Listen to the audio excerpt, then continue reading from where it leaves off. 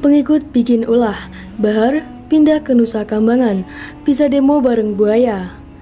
Dilansir dari siwut.com, ditulis oleh Manuel Mawengkang. Penjerumusan perdana Bahar si terdakwa penganiaya anak ini membuat para pengikutnya marah dan menjerit-jerit tak karuan karena sang kebenaran itu dianggap mendapatkan perlakuan kriminalisasi. Berita-berita hoax pun dimunculkan dan membuat framing bahwa si doi dikubukin ramai-ramai di penjara. Tujuannya sebenarnya mudah dipahami, untuk menyulut amarah yang lebih lagi. Gak heran muncul gelar sumbu pendek yang disematkan kepada mereka. Wajah Bahar yang diedit seperti habis dipukuli pun muncul dengan narasi bahwa dia diperlakukan tidak baik di penjara. Tapi ternyata polisi pun memantah hal tersebut. Bahkan, Bahar di dalam tahanan pertamanya selama 6 bulan mendapatkan status orang baik. Jadi, sebenarnya si terdakwa penganiaya anak di bawah umur itu bisa jadi orang baik. Kalau bukan ketakutannya sama polisi ya. Hahaha, dia itu sebenarnya takut sendiri. Kelihatan dan terbukti bahwa 6 bulan ia di penjara, ia tidak berani macam-macam. Saat COVID-19 ini sebenarnya merupakan saat-saat terbaik bagi Bahar Smith untuk berubah dan bertaubat kembali ke jalan yang benar, ketimbang merasa diri benar dan mengatakan kebenaran. Usulan asimilasi yang dimunculkan oleh Kemenkumham alias Kementerian Hukum dan HAM di bawah Yasona Lawli yang merupakan orang baik di dalam pemerintahan Joko Widodo ini sebenarnya memberikan sebuah kesempatan bagi para narapidana untuk menghirup udara segar dan tidak mengulangi perbuatannya.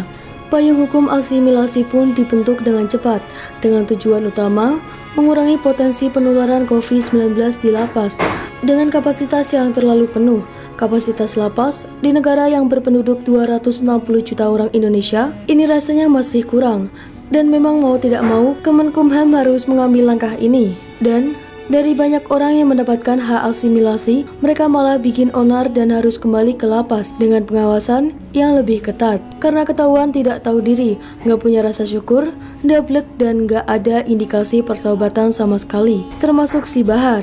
Bahar merasa dirinya adalah the conveyor and the preacher of the truth. Awalnya, dia juga dinarasikan untuk tidak mau mendapatkan program asimilasi dari Menkumham karena sedang membina napi-napi lainnya. Akan tetapi, orang ini malah mendadak diberitakan bebas dari penjara. Merasa diri bebas dari penjara, tapi dia lupa bahwa dirinya masih narapidana, statusnya masih napi. Hanya diberikan keringanan karena COVID-19 ini harus dikalahkan. Menkumham melihat nyawa napi lebih penting ketimbang kesalahan mereka. Menkumham, Yasona Lawli pun memberikan keringanan. Daripada mati, kena COVID di penjara, Komnas HAM bisa mencak-mencak nanti. KPAI juga bisa ngamuk-ngamuk. Maka, untuk menghindari itu, Yasona memilih jalan ninja yang berat untuk memberikan semacam gerasi bagi mereka. Tapi, Bahar lagi-lagi nggak punya rasa thankful dan graceful karena mendapatkan anugerah yang baik. Setelah dibebaskan, dia malah menguapkan terima kasih kepada Rizik Syihab karena doanya dijawab Tuhan. Tapi dia nggak sadar, doa Rizik mungkin terlalu jauh sehingga butuh waktu dari Arab sampai ke Indonesia. Belum lagi doanya harus ngantri karena kebijakan banyak negara yang membatasi transportasi. Termasuk doa ya. Akhirnya, dia bikin ulah dan melanggar aturan asimilasi. Dan hari ketika hirup udara bebas, dia malah dijemput lagi di dalam waktu yang sangat mantap, jam 2 pagi, waktu yang tepat saat Fadlizon dan santri-santrinya masih tidur. Dalam video yang beredar, Bahar terlihat sedang dikawal, tapi ternyata pengawalan pun gak berani macam-macam. Polisi datang menyebut Bahar. Dia pun langsung bikin modus mau ngerokok. Padahal, di balik ngerokok sebatang 2 batang, sudah ada jempol-jempol yang siap mengirim WA ke berbagai pengikutnya, termasuk orang-orang yang mungkin ada di elemen pemerintahan oposisi. Tapi Tuhan memang berikan bijaksana yang jauh lebih tinggi kepada polisi.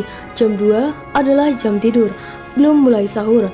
Beberapa HP pendukung Bahar pun mungkin saat itu sudah dikembalikan ke mamaknya. Pesan berantai untuk lindungi Bahar pun dibaca telat. Mereka pun akhirnya keduluan oleh polisi.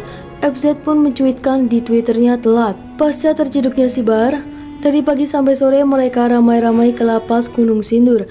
Di depan gerbang, koar-koar bebaskan Bahar. Bahar mungkin dengan seruan sayup-sayup, dia merasa penting dan tersenyum kemudian berpikir, yes, bentar lagi gue bebas. Tapi ternyata polisi garcep. Bahar dijemput dari selnya, lalu dibawa ke lapas Nusa Kambangan. Hore, Bahar naik kelas. Pendukungnya yang masih mau demo silahkan berenang. Adu cepat dengan buaya dan bonus hiu. Pulau Adab Samudra, epic kalau pakai cara Anis. Kalian ajak bicara hiu and buaya lapar. Untuk demo bebaskan Bahar, kali aja predator lapar itu bisa dapat nasi bungkus. Harus diperjelas ini, Bahar ditangkap lagi karena melanggar aturan asimilasi. Bukan sekedar ceramah, dia itu langgar PSBB yang paling resehnya, terus dibuat panjang karena pendukungnya yang gak rela gitu, dan demo-demo. Malah jadi ke Nusa Kambangan deh.